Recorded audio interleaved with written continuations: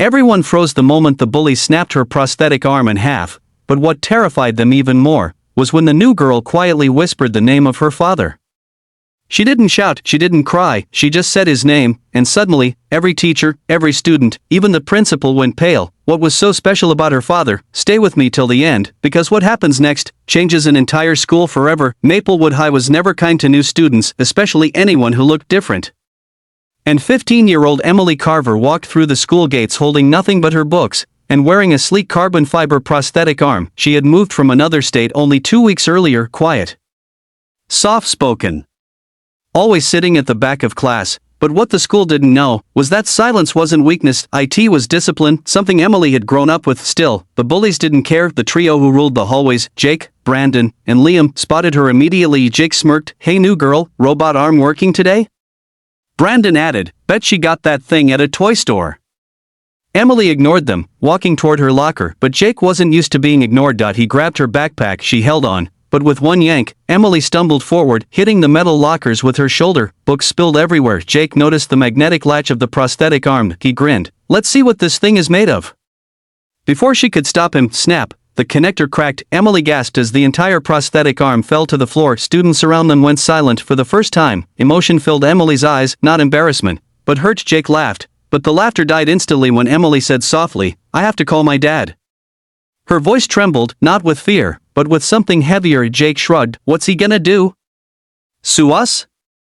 Emily whispered his name, and the hallway changed. Half the students gasped. A teacher dropped her coffee. The principal, who had been passing by, froze in the doorway. Jake blinked, confused. "Who the heck is that?" Emily didn't answer. She simply picked up the broken pieces of her prosthetic arm and walked away. By lunch break, rumors exploded everywhere. Is she really his daughter? No way, that guy is a legend. If the bullies messed with her, they're dead. Jake, Brandon, and Liam were no longer laughing that evening. Emily sat at home repairing the arm piece by piece, but her father, Colonel Nathan Carver, arrived home earlier than usual, tall, calm, commanding, the kind of man whose presence filled a room instantly. A decorated Special Forces commander, known nationwide for heroic missions. He saw the damaged arm and knelt beside her. "Who did this?" he asked quietly. Emily shook her head. "Dad. I don't want trouble. I just want them to stop." But a father's heart doesn't stay quiet when his child is hurt. He gently placed a hand on her shoulder. "Then tomorrow, we fix this the right way." Emily didn't know what that meant, but the bullies were about to find out. The next morning, the school parking lot went still as a black SUV pulled in. Colonel Nathan stepped out, his uniform crisp, his posture powerful, his eyes sharp. Every student recognized him, even teachers whispered, "The bullies, they looked like they were about to faint." Colonel Nathan walked straight to the principal's office. No shouting, no threats. Just professionalism wrapped in steel. The principal swallowed. "Colonel Carver. We didn't know." He raised a hand calmly. "I'm not here to punish children," he said. "I'm here to teach them something they desperately need." Word spread fast. Within minutes, the entire gym was filled. Students, teachers, even the bullies standing in a nervous line. Colonel Nathan stood at the center. He held Emily's repaired prosthetic arm gently in his hands. This arm, he began, represents strength. Not the kind you measure in muscles, but the strength to keep going when life breaks you. The gym was silent. He looked directly at Jake, Brandon, and Liam. "When you snap something someone depends on, you're not proving that you're powerful. You're proving you're insecure."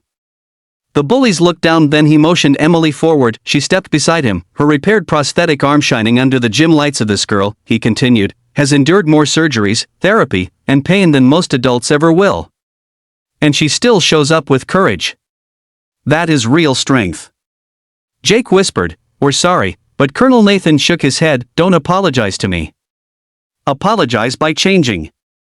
He turned to the principal. "With your permission, I'd like to lead a weekly program to teach these students discipline, respect, teamwork, and courage." The principal agreed instantly. Over the next month, the school transformed. The bullies were the first to join. It wasn't easy, but step by step, they changed. Jake even approached Emily one day in the hallway. "I'm really sorry," he said, "and thanks for letting us be in your dad's classes." Emily nodded gently. Everyone deserves a second chance. By the end of the term, Emily wasn't the new girl anymore. She was a symbol of strength. A reminder that kindness and resilience can change even the hardest hearts. And the bullies, they didn't just regret what they did, they grew from it. Life doesn't break you, it shapes you. Just like Emily, sometimes your biggest pain becomes your greatest power, and when we choose compassion over cruelty, We don't just heal others. We heal ourselves.